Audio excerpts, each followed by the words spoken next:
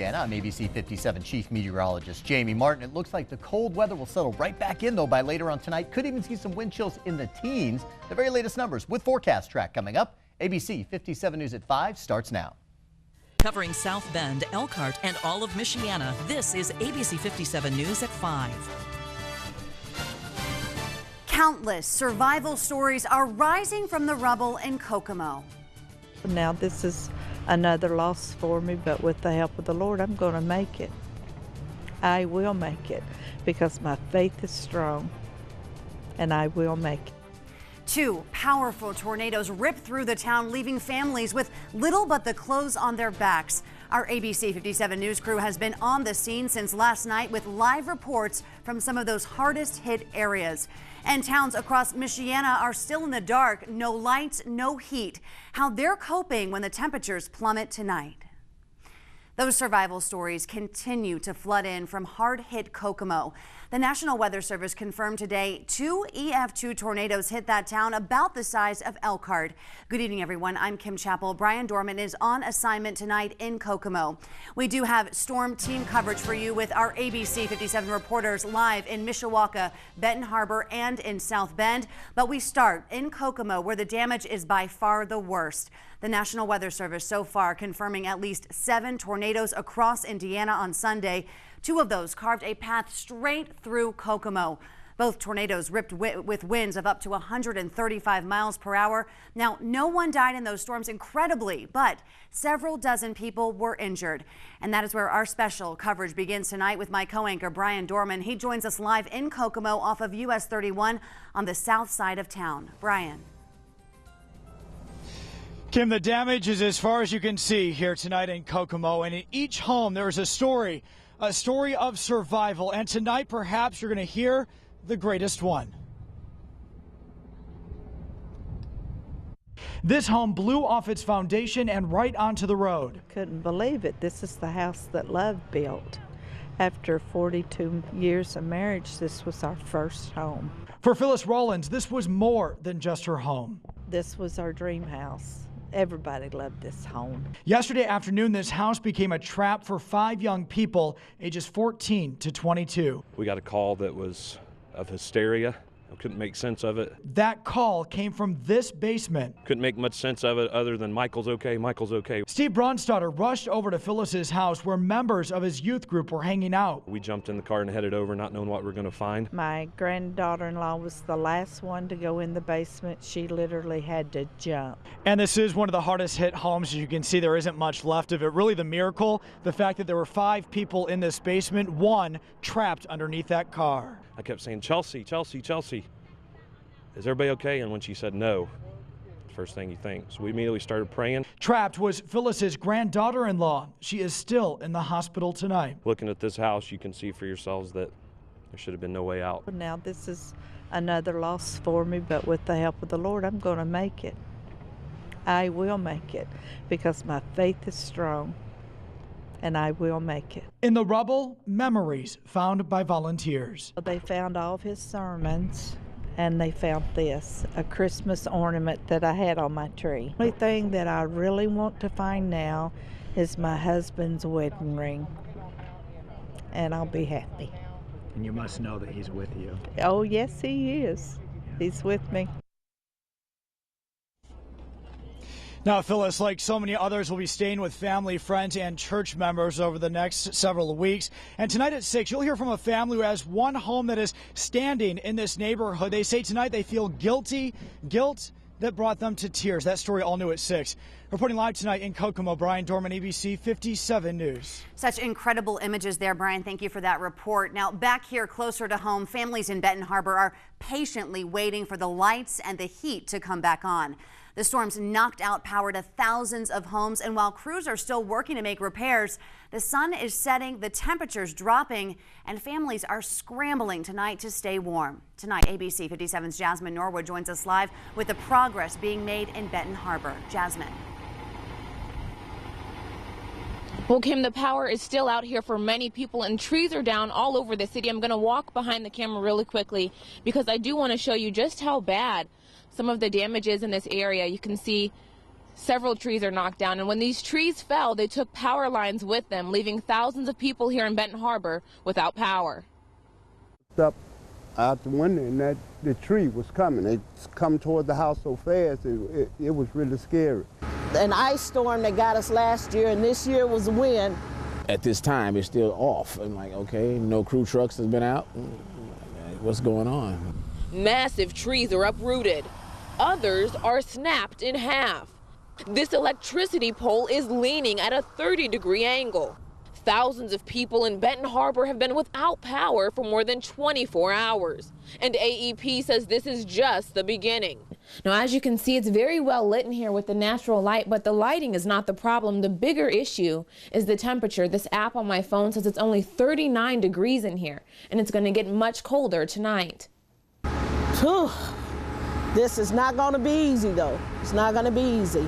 I caught up with Thelma Bell as she was packing overnight bags for her grandchildren, all of them under the age of 5. There's no way we can even bundle up here, you know. There's not enough blankets.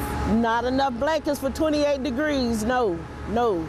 Meanwhile, across town, Edward Hubbard says he almost lost much more than his power in that storm. Oh my God, I thought it was over. When I seen the tree coming down like that, I just thought it was the whole tree coming through the house. And I said, oh, I'm not going to be able to make it to the basement.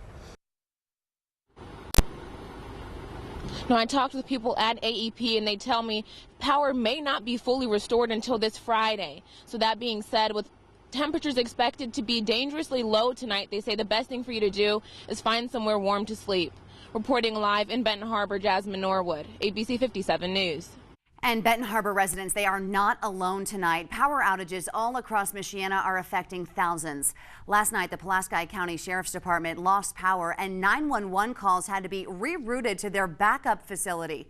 And Mishawaka's Liberty Elementary School will be closed tomorrow after lightning struck a mechanical system yesterday.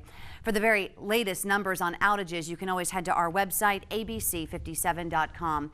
And those dropping temperatures, those are the big story tonight. Our chief meteorologist, Jamie Martin, is tracking that cool down from our First Warning Neighborhood Weather Center. Jamie, just how cold is it going to get for those families without power tonight? Yeah, Kim, unfortunately, the temperatures are going to drop, and so will the wind chills across the region. At least we're not dealing with storms. It's nice and quiet on ABC 57 First Warning Doppler radar. So no showers, no thunderstorms across the area. But yeah, that cold is definitely beginning to settle back in.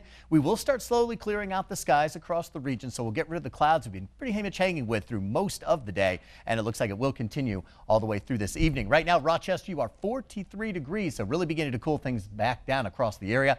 South Bend, right at 38 degrees. We're just going to see a slow drop in the temperatures over the next couple of hours, including downtown South Bend. If you could be heading out, make sure you're layered up. We are talking about temperatures staying in the mid-30s through 8 p.m. into the low 30s eventually here by about 10 o'clock down to 33 degrees. And we will be heading into the 20s tonight, and it looks like it will be a very chilly overnight with those wind chills back in the teens in some spots. And there's a lot of cleanup still going on across the area. In fact, we send our own Alexandra Cohen out in Mishawaka to check on some of the storm damage and the big cleanup that's going on right now. What are you seeing out there? Well, Jamie, if you can't see, there's this huge tree behind me. Fortunately, everyone inside was okay. All of a sudden I heard like this big crash, and then I saw it coming down, and I ran towards the center of the room, and it was scary. And I looked outside, and it was just like on our house. Carly Pepin lives on Grove Street in Mishawaka. She said yesterday afternoon the high winds shook the entire house, and then the tree came crashing down. Right when it hit, like everything fell off the inside wall, and things were like breaking, and the whole house was shaking. It was crazy. The uprooted stump brought concrete up with it. I know that it hasn't been dead or anything, so to take the wind to take it out is crazy. And it has like some of the sidewalk in it there. Carly's husband David wasn't home when the storm blew through, but he's pretty shaken up today as well. You know, my wife was sitting right in the corner, so if it would have gone a couple of degrees that way, I don't even want to think about what would have happened. You know, that's a scary thing to think about. We'll stay off the front porch because that thing could, I mean, it looks like it could fall at any given time, so we'll stay away from it. The Pepins stayed in a hotel last night because they feared that these high winds would have blown some of the branches through their windows. Live in Mishawaka, Alexander Cohen, ABC 57 News.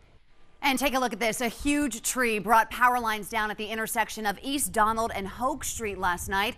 Crews were really busy this morning installing a new utility pole and working around that tree. Now, neighbors said it could be a few days before their power comes back on, so many are staying with friends or trying to tough it out and just brave the cold. While crews were digging a big hole there, cars were turning around and trying to avoid those power lines. Homes in that neighborhood have been without power since about 3 o'clock on Sunday afternoon and without heat, while the thermostat's been quickly dropping. This tree is completely blocking the road. I haven't had power since yesterday. I had to stay somewhere else last night. It's really cold. I don't know. I'll have to clean out my fridge and stay somewhere else. I'm worried about my food too. I haven't opened my refrigerator. Hopefully I get to salvage some things. And businesses also affected. The Walgreens, McDonald's, and other stores in that neighborhood are also in the dark tonight. And it was slow going for some drivers across Michiana because of those downed power lines. It meant no traffic lights.